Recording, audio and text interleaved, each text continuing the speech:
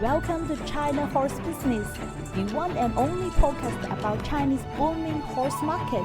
I'm your host Zoe King, founder and CEO of Wonder Horse, from Shanghai, discovering the wonder of horse world. Hello everyone, my name is Tim. I'm an entrepreneur who works in fashion business in Shanghai. I created a concept store called Voyage. We worked with over 15 Chinese and international designers and brands to bring the best design to our Chinese clients. I participated in a discovery day organized by Wonder Horse, and I love it. I was also surprised that many of my clients love horse when they saw my photos on WeChat Moments. They really think that riding horse is also a fashion trend. And again, it's my pleasure to co-host this episode with Zoe today. Hi Tim, nice to have your fashion inputs for our show. You and your boyfriend joined us in one of our Wonder Horse Discovery Day at Westend Equestrian Club in Shanghai. We are going to introduce it in today's China Club section. Cool, it's a wonderful horse club and I remember Miss Gu, the owner of the club. Can you tell us the story about the club? Well, the idea of setting up this club came from her father. He is a big fan of archaic horses and started to buy from overseas years ago.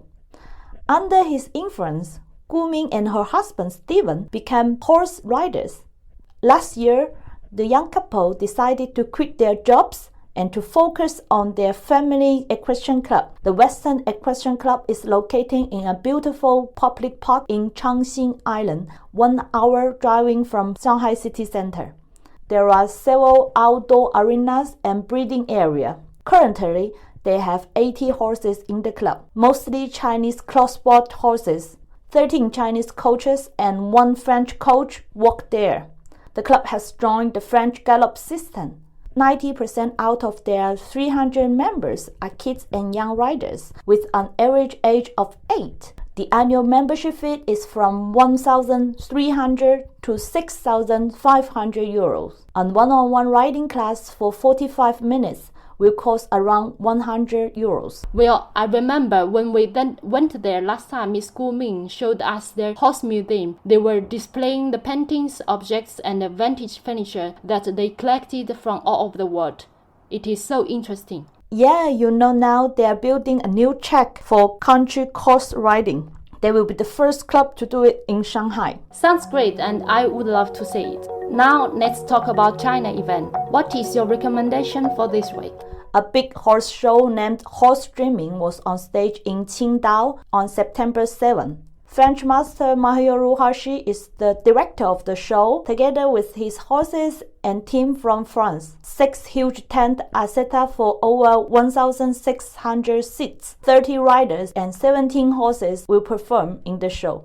Public can see the show every Friday, Saturday, and Sunday at 10 p.m. with an entrance ticket quite affordable, from 20 to 50 euros. The show venue is located in a big complex with the ambition to build facilities combining all activities related to horses. The investor is a local company focusing on horse industry. It is said that the investment size is 48 million euros. Not quite clear though, allocated to the show or to the whole project. A big project was born in Qingdao. Yes, we will see how it goes. Here is China Q&A section. We received one question from Stephanie from France. And the question is, Hi Zoe, I'm a horse breeder in Normandy. Normandy is the land of horse in France. I would like to know where is the horse breeding area in China. Bonjour Stephanie. Thank you for your question. Like France, China has not only one but many areas for horse breeding. According to official statistics published in 2018, China has 3.5 million horses. The most important breeding areas should be Inner Mongolia and Xinjiang in terms of land and population of horses. Yes, also I recently saw on Weibo that our President Xi Jinping visited a horse farm in Gansu province and what kind of horse they have over there. The Shandan horse farm that President Xi visited in August is used to be a military horse farm until 2013. It is now a state-owned company focusing on horse breeding as well as tourism. The local breed is called Shandan horses. The average height of a mare is 1.37 m. They are extremely resistant to cold weather and good at endurance. There are the qualities to survive in such a mountainous region, which was the Silk Road connecting China to the west. You mentioned that they developed the horseback tourism now. It is also open to all public? Yes, I think you can visit the Shandan horse farm as tourists. Cool. I will put on my next travel plan. Who did you interview for this week's China story? Well, I talked to Andr Furness, former director of Tarsus-Hope exhibitions, the organizer of China Horse Fair. Now he's international consultant to China Horse Fair. Let's listen to his China story.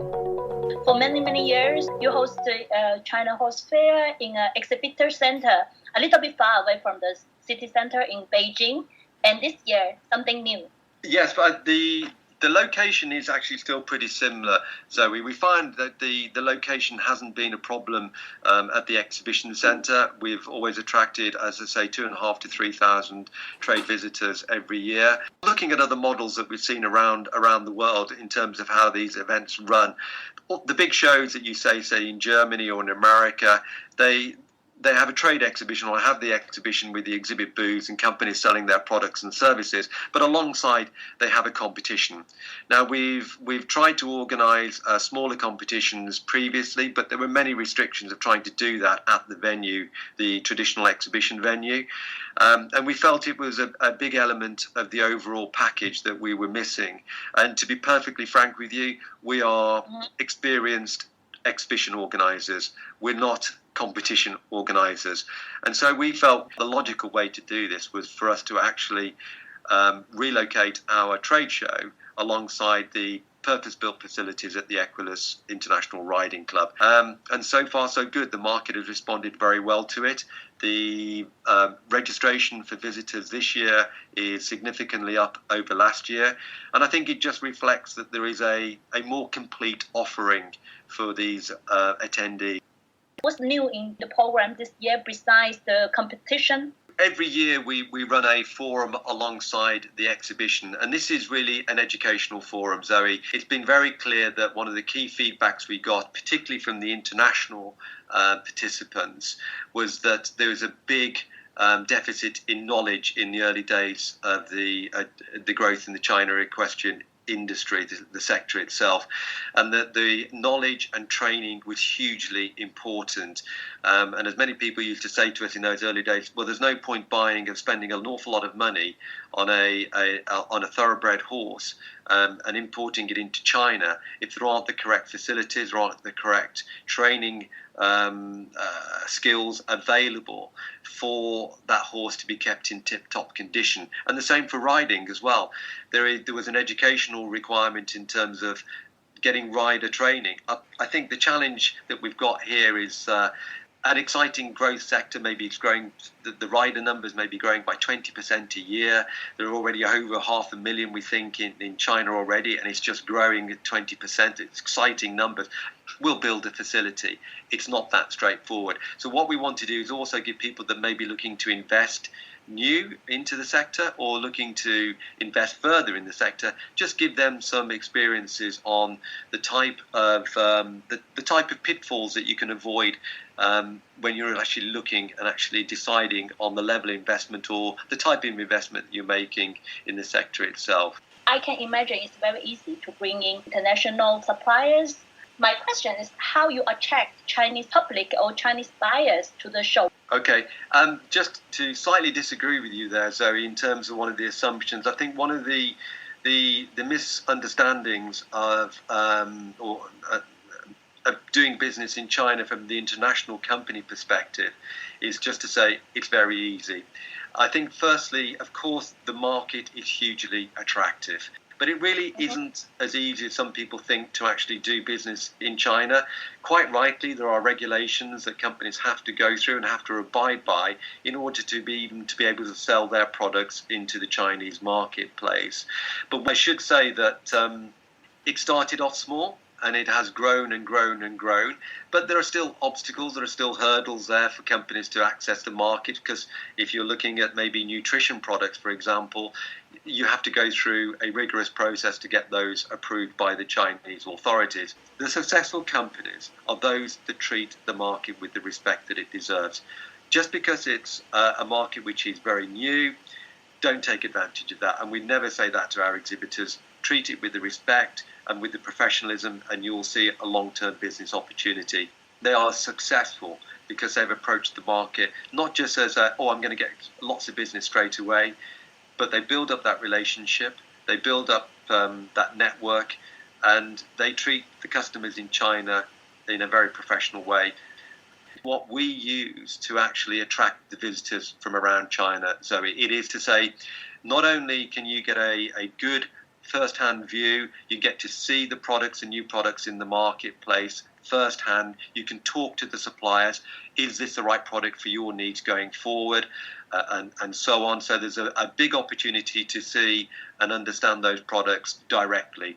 And obviously, when you have new companies coming into the market with new innovations, that's exciting for the buyers. This is their opportunity to meet those new suppliers, to see those new products.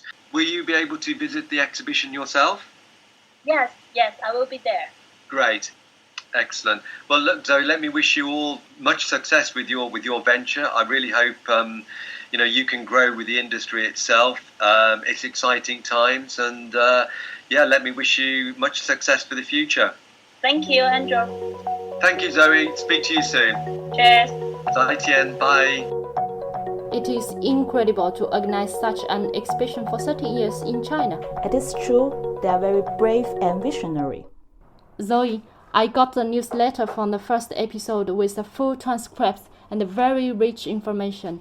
Will I continue to receive it this week? Not if you didn't subscribe to our premium package. The weekly newsletter will be sent only to our subscribers from now on. If you don't want to miss any information about Chinese horse market, please subscribe now on our website www.wonder-horse.com. First 13 subscribers can enjoy a very special offer for only €12 for the first year subscription instead of €108. Wow, sounds really worth it. Yeah, we already have a few subscribers, so hurry up. Great, and can't wait to check it out now. Alright, see ya. Bye. This podcast is produced by Wonder Horse, the platform offering international horse-related experience to Chinese horse lovers. I'm your host, Zoe King. See you next Monday on China Horse Business.